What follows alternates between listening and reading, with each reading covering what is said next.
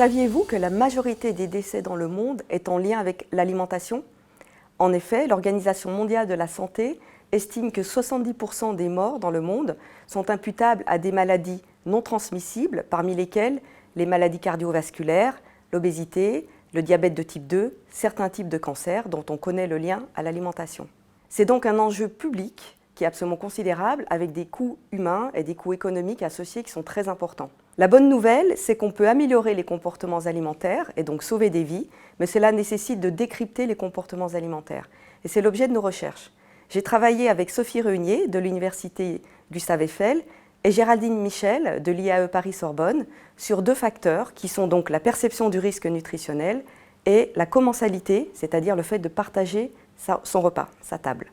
Le premier facteur, donc la perception de risque, n'est pas nouvelle.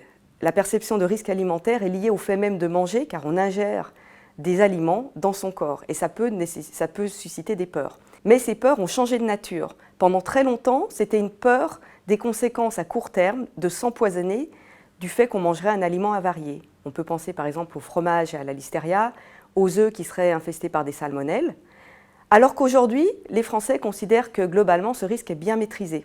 Par contre, justement, ces choses qui ont été mises en place pour maîtriser le risque alimentaire, comme les additifs, aujourd'hui suscitent de vraies peurs à long terme sur la santé, les effets secondaires que ça pourrait produire. Donc on pense aux matières grasses, au sucre, aux additifs. C'est donc une perception de risque nutritionnel. Donc on peut améliorer les comportements en aidant les gens à mieux choisir leurs aliments d'un point de vue nutritionnel. Mais ce n'est pas suffisant. Et ça, on le voit parce que des messages de santé publique comme 5 fruits et légumes par jour sont bien connus et pour autant, les gens n'ont pas nécessairement augmenté leur consommation de fruits et légumes. Également, on le voit quand on compare les comportements des Français et des Américains. Globalement, les Français mangent mieux, plus sainement que les Américains, alors qu'ils sont assez nuls en nutrition. En tout cas, ils connaissent beaucoup moins de choses que les Américains. Et donc, les Français ont un taux d'obésité 2 à 3 fois inférieur à celui des Américains. Ça veut dire qu'il y a autre chose que la simple connaissance nutritionnelle. Et donc cette autre chose sur laquelle nous avons travaillé, c'est notamment la commensalité, c'est-à-dire le fait de partager sa table. Et en France, 85% des ménages d'au moins 2 personnes prennent leur repas du soir en famille à la maison. Avec Sophie Réunier et Géraldine Michel, nous avons mesuré par une observation et une enquête si ça a un effet sur le comportement alimentaire. Et la réponse est positive, ça l'améliore.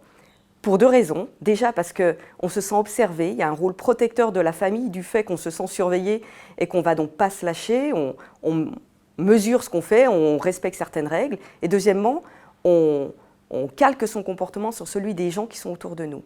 Donc ça améliore le comportement alimentaire d'un point de vue nutritionnel. Donc pour conclure, la chose à retenir, c'est qu'on peut améliorer les comportements alimentaires et donc sauver des vies, en jouant sur 2 leviers. Premièrement, la perception du risque nutritionnel. Donc ça passe par le fait d'aider les gens à mieux choisir leurs aliments, par exemple grâce à des labels comme Nutri-Score ou comme des applications nutritionnelles qui les utilisent. Je pense par exemple à Yuka. Et deuxièmement, on peut aussi, et il faut aussi préserver notre modèle social alimentaire qui consiste à partager le repas en famille, car on voit que ça joue un rôle protecteur. Donc au-delà d'une simple diététique, il faut promouvoir un art de vivre alimentaire.